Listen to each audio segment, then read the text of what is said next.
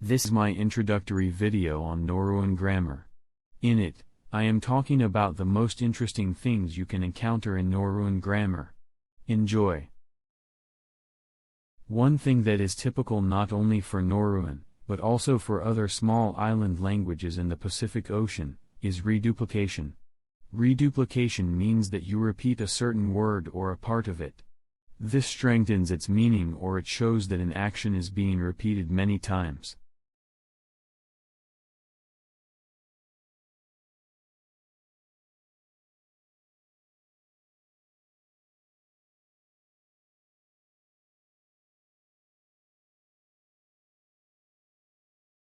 Now, a surprising fact.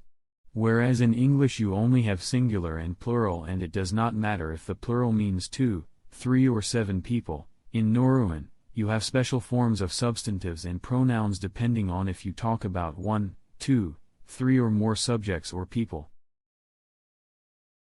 In Nauruan, every substantive has 39 different forms, and the context determines which of them you should use. However, words do not have a grammatical gender like, for example, French, Spanish or Italian languages have.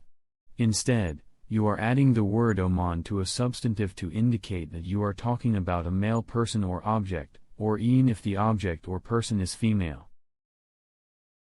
It is actually quite easy to form substantives using verbs by just adding initial letters, such as Z, I or A. In these examples, you can see how just one letter is enough to turn a substantive into a verb.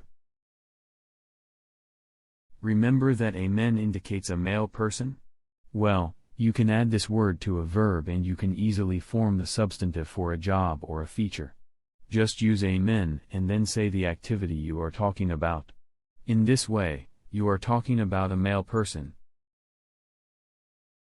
If you, however, would like to talk about a female person having a job or doing a certain activity, you can still add the verb for that activity.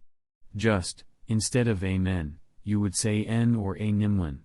You can also use n in order to form words for family members of a female gender.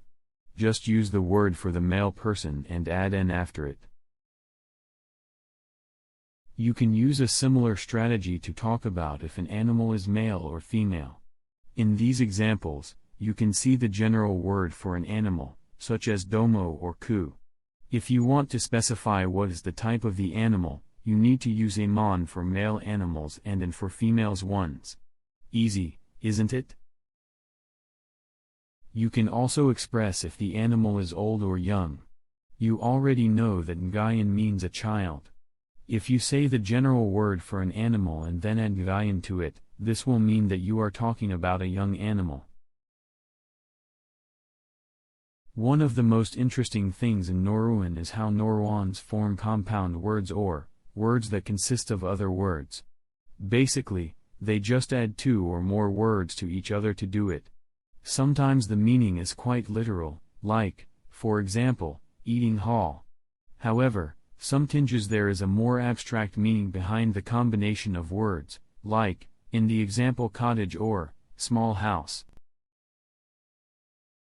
We already talked about how to form substantives from verbs by adding letters e, I, or o to the beginning of the verb.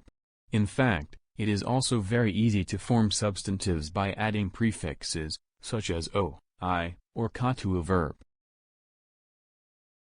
In English, won, as the past tense of win, means that you achieved something and did something successfully.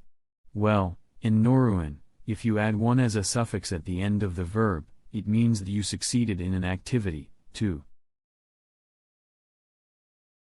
In Nauruan, you use the same verb form to express that something is happening right now or happened earlier. However, if you talk about future actions, you need to use the particles nan or yinin.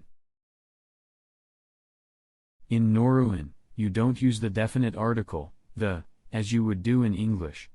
Instead, if you want to point at something or someone in particular, you should use the pronoun this. Adjectives can actually stay both before and after substantives. In case you choose to put the adjective before the substantive, you need to add a personal pronoun in front of the substantive too. Some words in Nauruan are written in the same way, but they mean different things. Sometimes the meaning is more clear. For instance, ma can mean both and with. For example, if you say my friend and I went to the shop, it would mean the same as my friend went to the shop with me. Some words mean different things though, such as the word way. It means both to close and to build. Nauruans put substantives into three different groups. First, objects that are independent and are not a part of anything, such as words like happiness, darkness or sun. The second group consists of things that belong to someone or have a relation to something or someone. The third group contains objects that are part of something bigger, such as all body parts or family members. That was the most interesting about Nauruan grammar, at least in my opinion. Thank you for watching. Do you also like the Nauruan grammar?